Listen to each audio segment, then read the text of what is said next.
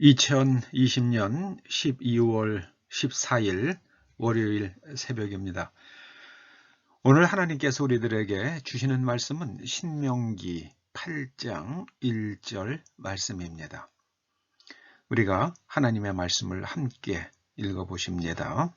시작.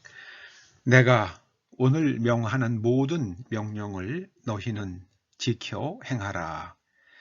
그리하면 너희가 살고 번성하고 여호와께서 너희의 조상들에게 맹세하신 땅에 들어가서 그것을 차지하리라.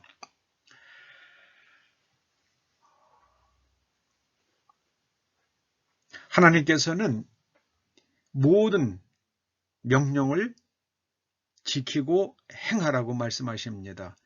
하나님의 말씀 앞에 순종하고 하나님의 모든 명령을 지켜 행하는 것이 바로 믿음입니다.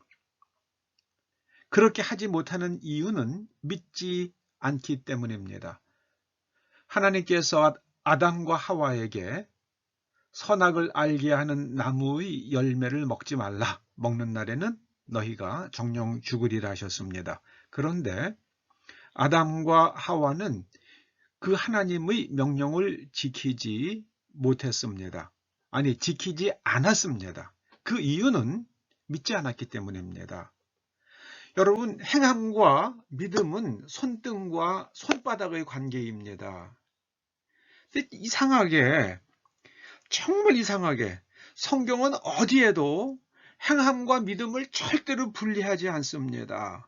오직 모르겠어요. 다른 나라의 기독교는 오직 한국의 기독교만 행함과 믿음을 분리해 버렸습니다. 행함으로 구원받는 것이 아니라 믿음으로 구원받는다 하면서 행함을 완전히 믿음과 분리해 버렸습니다. 믿지 않으면 행하지 않습니다. 믿지 않으면 행하지 않습니다. 하나님의 말씀을 따르지 않는 이유는 딱 하나예요. 하나님을 믿지 못하기 때문입니다. 하나님 말씀 안 믿기 때문입니다. 그런 사람이 어떻게 구원받는다고 말합니까? 앞뒤가 안 맞는 거죠. 앞뒤가 안 맞는 겁니다. 하나님의 말씀을 지켜 행하면 너희가 살고 번성하고 하나님께서 약속하신 정도가 아닌 맹세하신 땅에 들어가서 그 땅을 차지하게 될 것이다. 이렇게 말씀하십니다. 죽는다는 것은 하나님으로부터 분리되는 것을 의미합니다.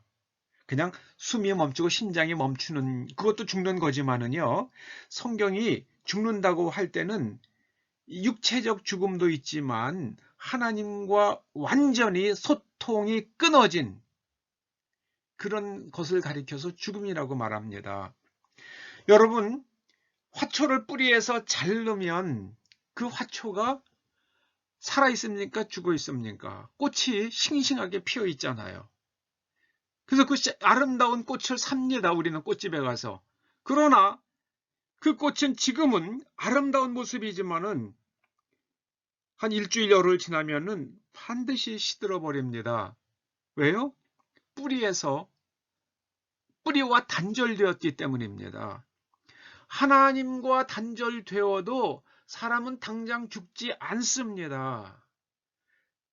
자기가 가지고 있는 내재적 자원을 활용을 해서 존재해 갈 수 있습니다. 그런데 기필코 반드시 소멸됩니다.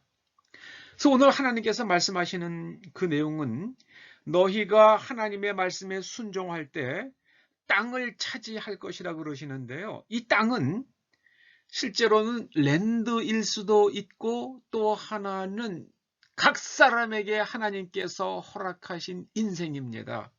그의 삶입니다. 그가 살아갈 수 있는 그의 몫으로 허락해 주신 삶입니다.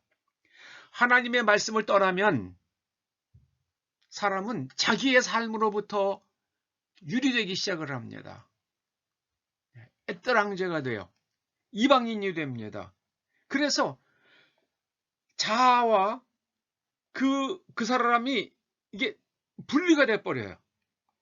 그래서 왜 하는 일도 몰라요.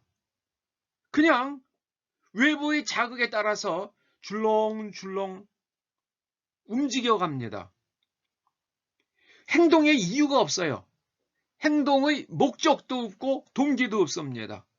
요즘에는 그런 사람을 가리켜서 좀비라고 그러잖아요. 좀비. 그래서 자기 삶의 주인이 되지 못합니다. 항상 외부의 자극에 의해서 그냥 꿈틀꿈틀 하면서 살아갈 뿐입니다. 까미것은 그 이방인이라는 소설에 나오는 그 주인공이 그렇잖아요. 어머니가 돌아가셨는데 슬프지가 않아요. 슬퍼하는, 어머니의 죽음 앞에서 슬퍼하는 감정이 죽어버렸어요. 그리고 사람을 죽이는데 특별히 죽일 동기가 없어요.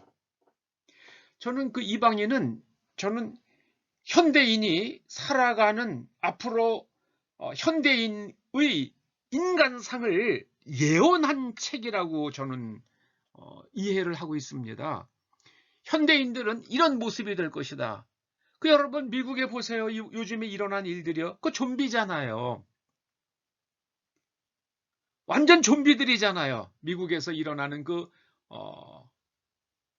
선거와 관련돼서 일어날 수가 없다고 생각하는 일들이 일어났습니다.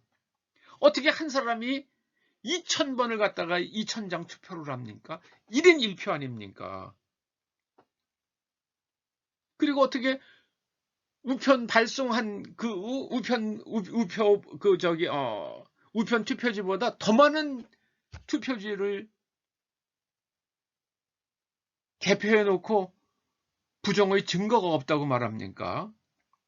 완전히 좀비들이 되어버렸잖아요. 미국 사람들이 지금요. 근데 저는 미국보다 한국이 한술 더 뜬다고 봅니다. 이방인은 좀비가 되어가는 인간에 대한 예언입니다. 오늘 하나님께서 말씀하십니다.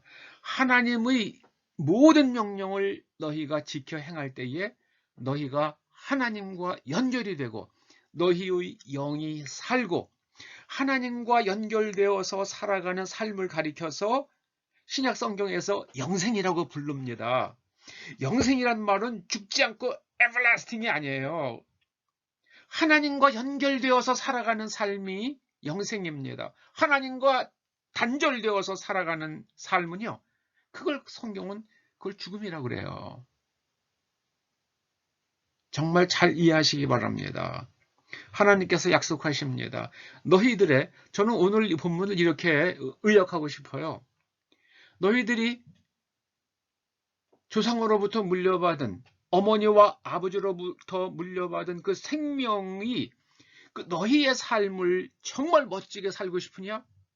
그러면 내 말 지켜 행해. 그겁니다. 너희가 내 말을 지켜 행하면 나와 계속해서 연결되어서 나로부터 어마어마한 자원을, 하나님 나라의 자원을 너희들이 공급받게 될 것이고, 그리고 그 덕분에 너희들은 크게 번성할 것이며 너희들은 부모로부터 물려받은 그 몸뚱아리로, 그 몸으로 너희의 인생을 살아가되 너희 인생의 주인으로서 살아가게 될 것이다. 이 말씀입니다. 시편 37편 29절에 말씀하죠. 의인이 땅을 차지하며, 이 의인은 그 내면 구조가 하나님 말씀으로 형성된 사람이죠. 그래서 행동이 하나님의 말씀과 일치하는 사람을 성경은 짜디크 의인이라고 합니다. 의인이 땅을 차지한다. 그 인생을, 자신의 삶을 살아간다. 사울 왕은 하나님과 단절되니까 정신이 오락가락하잖아요. 전 대한민국에 하나님과 단절된 정치인들 때문에 정말 제가 아주 막 토가 나올 지경입니다. 그 인생을, 하나님과 연결되어서 살아가는 인생을 가리켜서 영원히 산다. 영생이다. 성경은 그렇게 말씀합니다. 부디 여러분들은 하나님의 명령을 지켜 행함으로 살고 번성하시고 여러분의 삶에, 여러분의 인생의 주인이 되기를 주님의 이름으로 축원합니다. 기도하십시다. 아버지 하나님, 감사합니다. 하나님의 말씀을 지켜 행하기 위하여 하나님을 정말 그대로 100% 믿는 하나님 말씀대로 살고자 하는 내면 구조가 형성되도록 기름 부어 주시옵소서. 예수님의 이름으로 기도드립니다. 아멘.